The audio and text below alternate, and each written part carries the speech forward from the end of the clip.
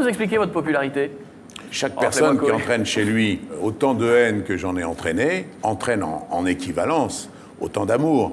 Il n'y a que ceux qui restent indifférents, qui laissent les gens indifférents, qui entraînent ni sentiment de pour ou contre. Moi, je suis très tranché. Je veux dire que sur des personnalités comme les acteurs de cinéma ou les grands sportifs ou les gens qui font de l'industrie, en général, beaucoup de gens n'ont pas d'opinion. Il y a quel 20% qui aiment bien. Le ne se prononce pas. Voilà. Moi, il n'y a personne qui ne se prononce pas. Tout le monde se prononce. C'est-à-dire que vous dites, en fait, il y a plein de gens qui vous aiment, mais il y en a globalement peut-être autant qui... Les mêmes, à peu près, bien sûr. Oui.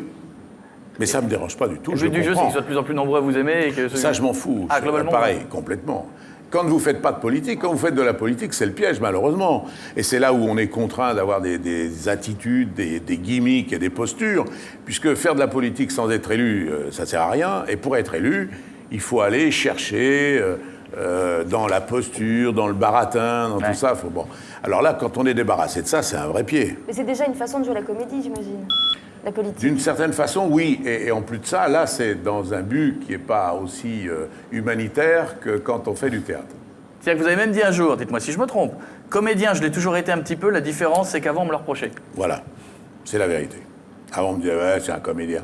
C'est-à-dire dans quoi? Dans la vie politique, dans toutes les vies. Quand vous êtes devant une équipe de football et qu'à la mi-temps, ils perdent 2-0 et que vous êtes convaincu qu'ils peuvent gagner 3-2, il faut leur raconter des trucs, c'est de la comédie. C'est de la comédie.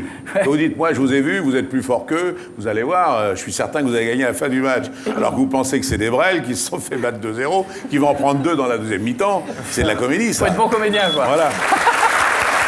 Et des fois, ça marche. Bernard, est-ce qu'il y a un trait de caractère que vous avez du mal à gérer? L'impulsion. Je suis un peu impulsif. Eh ben, bonne chance pour tes questions, Koé. Oui, bah, il est impulsif, mais... bon, mais je regrette après. De toutes les interviews, quel est le truc qui peut vous faire sortir de vos gonds? Pas les situations ou les accusations. Tout simplement. Le mot, le qualificatif. Non, le mec qui me dit, je suis un con et j'ai peur que tu t'en aperçoives pas, donc je vais m'arranger pour que tu le vois. C'est-à-dire C'est-à-dire, toi, il y a le con qui est con. Et en général, le con, il a un problème, c'est qu'il a toujours peur qu'on s'en aperçoive pas. Donc, il fait vraiment tout pour qu'on se rende compte qu'il est très con. Et moi, je m'en rends compte plutôt plus vite que les autres. Il y a des noms de gens comme ça, t'en connais? Non, mais Montiel, vous êtes redevenu copain? Lui qui vous avait chargé? Voilà, genre de con Ah, complet. d'accord. Ah, bah voilà, c'est ce que je voulais. Non, mais je voulais... Et si moi je vous dis, voilà, je suis... Attends, mais pourquoi... Poser une question. Non, mais attends, pourquoi il est con pour moi? Pas du tout, parce qu'à un moment donné, il a eu envie de flinguer un certain nombre de mecs, parce que ça peut... D'abord, c'est concevable. Deuxièmement, ça lui fait du bien de le dire. Simplement, c'est que le lendemain qu'il l'a dit, il appelait tout autour de moi, tous mes potes, pour leur dire, tu sais, dis-lui que c'est pas vrai, que j'ai pas dit ça. C'est là où c'est un con. Ah. C'est pas d'avoir dit des trucs. Moi, j'en ai dit aussi plein sur les gens. Mais je me déballonne pas après. Non, mais vous êtes vraiment... Si vous vous croisez, allez, franchement, vous vous croisez dans un couloir... Je vais lui mettre un taquet, sûrement. Ah, vraiment? Non, mais pas du tout. Mais je sais pas, moi. Enfin, vous m'imaginez... Est-ce que vous m'imaginez en train de faire un garçon, moi? Franchement, Ou de mettre une caméra à l'eau, ou de faire un photographe. Ah non, mais vous me demandez mon avis de gars qui vous connaissez pas il y a pas 2 heures. Vous me demandez mon avis, je vous dis oui. Et maintenant, non. Maintenant, je dis, je sais pas encore. À part toi, peut-être, éventuellement, si tu exagères, Non, mais- tu ne laisses pas partir. Attendez, oui, on mais- se souvient par exemple d'un débat télé avec Le Pen, où à un moment donné, je pense Je que... l'ai pas frappé. Non, mais ce qui avait été génial, c'est que TF1 avait bien fait les choses, parce qu'ils avaient maintenu les gardes du corps hors de portée du plateau. Parce que j'avais prévenu les gens de l'époque en disant, je vous garantis, je viens, s'il dépasse la limite, je l'emplafonne. Vous vous souvenez? Bien sûr, je Vous vous souvenez? Ce que je trouve étonnant, c'est qu'effectivement, dans l'inconscient collectif, l'image de mon combat contre Le Pen, c'est plutôt ce débat-là. Hein, on est d'accord. Alors qu'il y en a eu un qui a, lui, eu une vraie valeur, c'est que pendant toutes les élections nationales, Le Pen a toujours fait entre 14 et 17. La seule où il a fait moins de 10, c'est celle où j'étais nationalement confronté à lui aux élections européennes, où j'ai fait près de 14 et lui a fait 9 et quelques. Or, ce combat-là que j'ai mené pour le contrer lui, pas pour contrer les électeurs, pour contrer lui, celui-là, on m'en a jamais fait crédit. C'est pour ça que je vous dis que pour moi, ma plus grande victoire, ma seule belle vis-à-vis de lui, c'est pas la joute oratoire qui a amusé certainement beaucoup de gens, mais c'est le fait de l'avoir mis à 9 et quelques % dans une élection. Parce que, bon, Le Pen à moins de 9, c'est une opinion qui, dans la lignée de l'extrême droite française, Tixier-Vignancourt, tout ça a toujours existé. Au-delà de 10, on est dans un système de référence différent. Et là, ce combat-là, je l'ai gagné, celui-là. Et on m'en a, paradoxalement, pas souvent fait crédit. Bravo Bernard sur ce coup-là. C'est le moment maintenant de passer au coup. Vous l'avez dit. Est-ce qu'on peut installer, s'il vous plaît?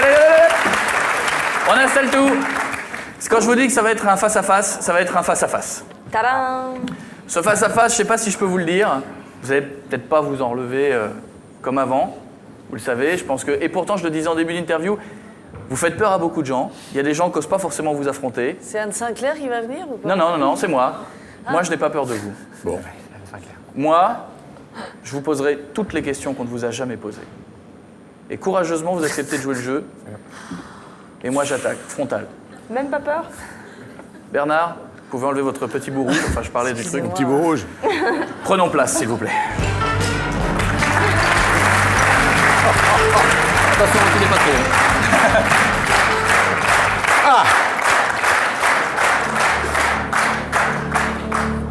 C'est la barbichette. On peut me mettre une petite ambiance, s'il vous plaît. Non, c'est pas la barbichette. Bernard, je vous sens déjà un peu tendu. Ah ouais, tu parles. Bernard, toutes ces questions qu'on ne vous a jamais posées, moi, je vais les poser.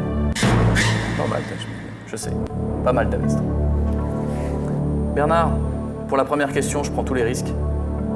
Avez-vous déjà visité le Palais des Congrès de la Bourboule?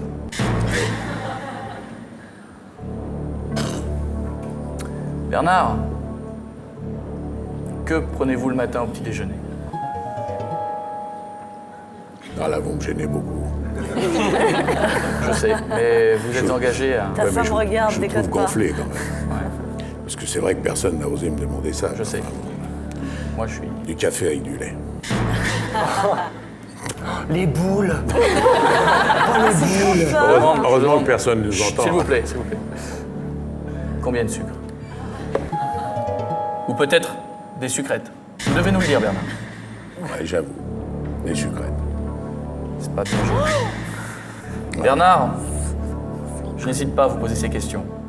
Ces 20 dernières années, vous est-il déjà arrivé de perdre un objet personnel? Hélas, oui. C'était quoi? Ah, je me rappelle comme si c'était hier. Un porte-clés. Bernard, pour l'instant, les téléspectateurs sont étonnés de votre franchise. Bernard, avez-vous déjà vu un ours? Oui. En plus. Ah ouais. C'était où? C'était dans la salle d'attente de l'aéroport d'Anchorage. Tous ceux qui sont allés au Japon dans les années 70 se souviennent qu'on faisait escale à Anchorage. Et dans le hall, il y a un énorme ours blanc. Blanc, avec des yeux verts. Les yeux en vert, hein, pas la couleur. Ah, Oui, d'accord. Bernard, oui, question d'homme à homme. oui, ça. Oui. Oh, Je vous si. crois sur parole. Hein. Oh là là. Oh, il y en a qui ont essayé de mettre ma parole en douille. Je vous crois sur parole. Bernard, est-ce que vous avez déjà roulé à plus de 130 sur autoroute? S'endormir. Hein. Une fois, je l'avoue, je revenais des sports d'hiver. Oui. C'était où? J'étais au sport d'hiver à côté d'une toute petite station qui s'appelle Sauz-les-Brides. Oui. Et dans une descente, je me suis laissé aller. Inconscient, va. Et la voiture est partie toute seule. Et à un moment, j'ai regardé le compteur. J'étais à 133 km/h. 133, et vous osez dire ça à la télévision Ben française? oui, mais je reconnais, je l'avoue, j'ai pas fait exprès. Voilà. J'ai immédiatement ralenti, freiné, je me suis fait rentrer dans le cul par celui qui était derrière. C'est pour ça. Et voilà, c'était en voiture, Madame Soral. Bernard, avant-dernière question. Avez-vous déjà regardé un épisode de Derrick jusqu'au bout? Je vous trouve très gonflé parce que Je vous avais prévenu avant. Attention, Oui, enfin. je vous ai dit, c'est pas un jeu d'enfant. Hein. la vérité est non. C'est bien ce que J'ai je pas pensais. pu. J'ai essayé pourtant, je vous assure. J'ai même été voir un médecin pour ça, pour lui demander pourquoi, et il m'a dit c'est normal. Ne m'en dites pas plus, la pression est insupportable. Bernard, je conclurai là-dessus. Imaginez, vous êtes Premier ministre, vous êtes à l'Assemblée nationale, et vous êtes devant un choix cornélien. Haricots verts ou frites à la cantoche, vous choisissez quoi? Pas le droit de souffler. Bernard, je demanderai une réponse, je Vous ne mettez- clôturerai pas vous cette... me mettez dans Écoutez, l'embarras les parce que- Français veulent Oui, savoir. mais moi j'y ai mangé à Oui, l'Assemblée mais nationale. oui, mais les Français veulent savoir. Je ne terminerai pas cette interview sans avoir... Vous auriez dû être plus... Ne tournez pas autour du pot, vous êtes là, vous... Ben, franchement, je peux pas arriver, je l'avoue. Je peux pas vous répondre à cette question. Je la trouve trop personnelle, trop impertinente. Et il n'y a aucune raison que je m'emmerde à vous répondre à des questions comme ça. Moi, je suis pas venu pour ça. Je suis venu pour vendre ma pièce, pas pour répondre à des saloperies. Oh, saloperie, monsieur, Franchement, il y a n'employez aucune pas raison. n'importe quel mot, hein. Écoutez, vous avez vu comme vous êtes fait, donc je vous conseille de ne pas mettre le pied sur la ligne, parce que là, ça risque d'être dangereux. Enfin, je déconnais quand même tout à l'heure, hein. Non, je déconnais, hein. Bernard Tapie! Je suis un détecteur à échec sentimental. Quand ça commence à mal partir, je le sens. Mais c'est normal, tu vas devenir une star, lui non, un décalage va se faire entre Ça vous. se trouve, il t'a déjà quitté là et tu ne le sais Tu le pas sais même encore. pas, t'as reçu un SMS, il paraît ça.